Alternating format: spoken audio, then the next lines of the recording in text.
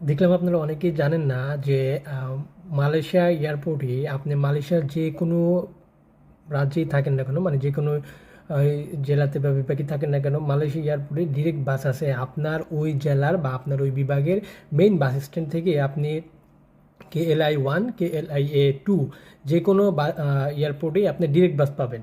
তাই অনেকে দেখলাম যে জর্ডান পেনাং বা জোহর বারু থেকে তারা প্রথমে ওইখান থেকে KLIA বা KLI 2-তে বিমানের মাধ্যমে আসতে চায়। সেক্ষেত্রে কি হয় যে আপনার যে 40 কেজি যে মেইন লাগেজটা থাকে, ধরেন কুয়ালালামপুর এয়ারপোর্ট থেকে ঢাকাতে, কিন্তু আপনি যখন মানে অভ্যন্তরীণ ফ্লাইটগুলোতে ওঠেন তখন কিন্তু 20 কেজির উপরে দেয় না।